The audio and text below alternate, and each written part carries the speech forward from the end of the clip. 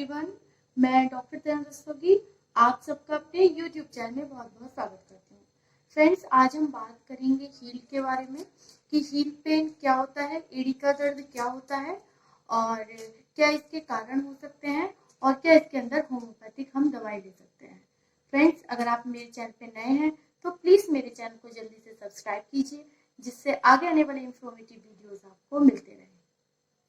Heal pen एड़ी का दर्द बहुत ज़्यादा कॉमन होता चला जा रहा है और ये सभी एज ग्रुप में देखने के लिए मिल सकता है।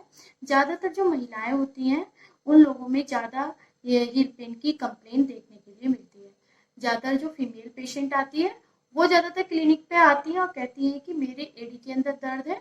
ज़्यादातर जो दर्द होता है वो सुबह को होता है, जब सो के उठते हैं उसके बाद जो दर्द होता है वो बहुत ज़्यादा होता है।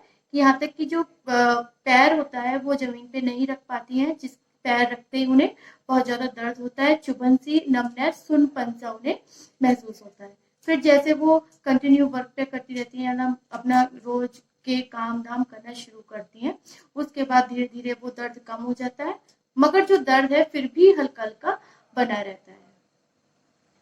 फ्रेंड्स, अब मैं आपको इसी हील पेन से रिलेटेड कुछ कॉज बताऊंगी, क्या रिस्क फैक्टर हो सकते हैं जिसकी वजह से ये दर्द होता है।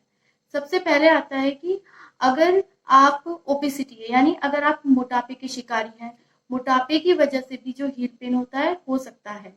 क्यों? क्योंकि जो आपका बॉडी का सारा वेट है वो सारा वेट आपकी हील पे जाता है, आपके फुट पे जाएगा और आपको हील पेन हो सकता है। दूसरी वजह हो सकती है कि अगर आप हाई हील यूज कर रहे हैं, आपके जो शूज या जो भी स्लीपर है उनका अगर सोल बहुत ज्यादा टाइट है तो उसकी वजह से भी हील पेन हो सकता है।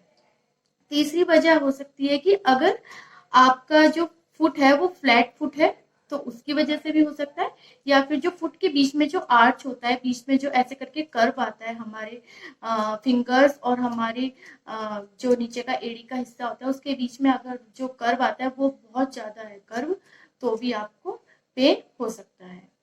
ऐसी कंडीशन आती है अगर आपको फुट का या एंगल का अर्थराइटिस है तो वो भी एक कॉज है जिसकी वजह से पेन आपके एड़ी के अंदर हो सकता है।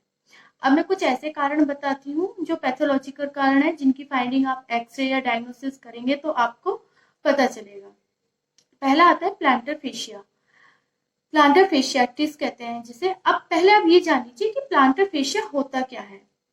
प्लांटर फेशिया एक तरीके की शीट होती है, जो शीट हमारे फुट के, जो हमारे फुट का जो सोल होता है उसके नीचे वाले हिस्से में जो हमारी फिंगर को और हमारे जो ये होता है, एड़ी होती है, हील होती है, इसको सपोर्ट करने का काम करती है।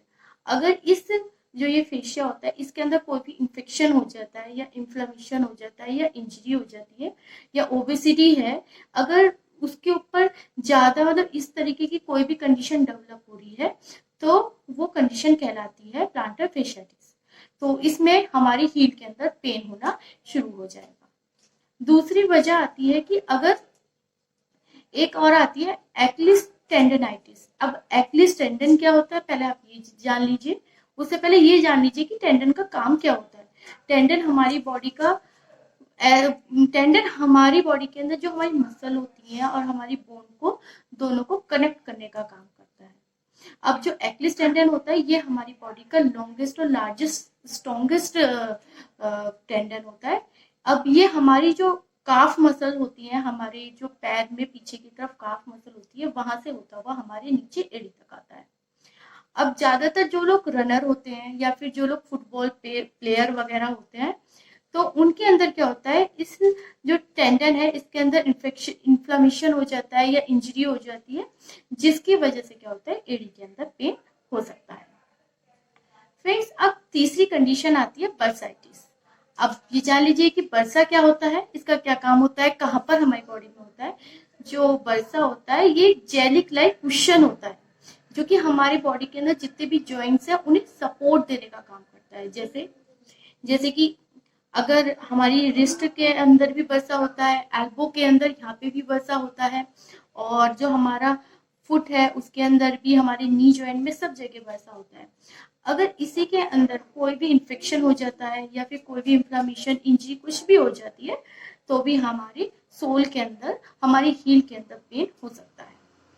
फ्रेंड्स, अब एक कंडीशन आती है कि अगर हमारे हील की बोन बढ़ जाती है, एक कैल्केनियस बोन होती है हमारी हील में, अगर वो बढ़ जाती है, ओस्टोफाइट्स कहते हैं जिसे, जो हमारी हड्डी बढ़ना है, हड्डी बढ़ने के जो एक टर्म यूज होती है मेडिकल में, उसे ओस्टियोफाइट्स कहते हैं। अगर ये ओस्टियोफाइट्स बन जाते हैं तो भी हमारी जो पैर की हड्डी है उसमें नीचे की तरफ हील के अंदर दर्द रह सकता है।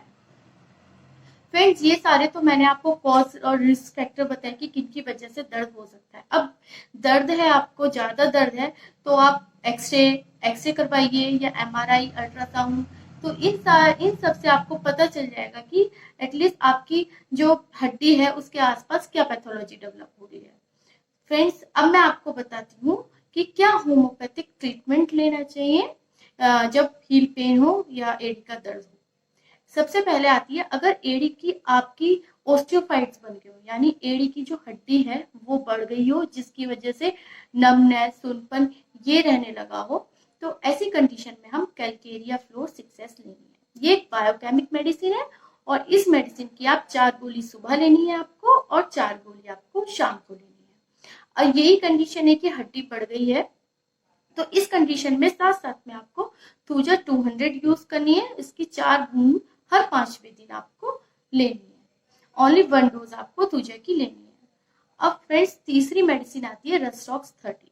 रस्टॉक्स 30 जब यूज करनी है जब आपके पेन बहुत ज्यादा हो, मतलब आपके जो पीछे की तरफ मसल्स हैं, काफ मसल्स है, पेन की वजह से, यानी मसल्स की वजह से अगर आपके पेन हो रहा है हील में, तब आपको रस्टॉक्स 30 के 4 ड्रॉप सुबह और 4 ड्रॉप शाम को लेनी है। अब फ्रेंड्स, एक कंडीशन आती है कि जो आपके कहते हैं ना पैर के अंदर स्प्रेन आ गया है, लिगामेंट इंजरी हो गई है या टेंडन वो हो गया, या फिर कहते हैं कि मोच आ गई है, तो उस कंडीशन में आपको रूटर 30 लेनी है।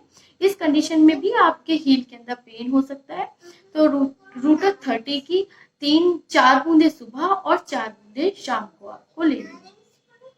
फ्रेंड्स, अब एक कंडीशन आ गई है, आप गिर गए हैं, आपके पैर में इंजरी हो गई है, इंजरी की वजह से आपके दर्द रहने लगा है, तो ऐसी कंडीशन में आपको आर्निका लेनी है। आर्निका 30 की 4 बूंदे सुबह और 4 बूंदे शाम को लेनी है। ये सारे मैंने आपको कुछ मेडिसिन बताई हैं, तो आप अगर इनका यूज करेंगे तो आपको काफी फायदा होगा। फ्रेंड्स, ऐसे ही मैं आगे इंफॉर्मेटिव वीडियोस लाती रहती हूँ, तो इसके लिए आपको मेरा चैनल सब्सक्राइब करना होगा। तो अगर आपने मेरा चैनल सब्सक्राइब नहीं किया है तो मेरी आगे आने वाली वीडियो के लिए चैनल सब्सक्राइब कीजिए। Thank you friends.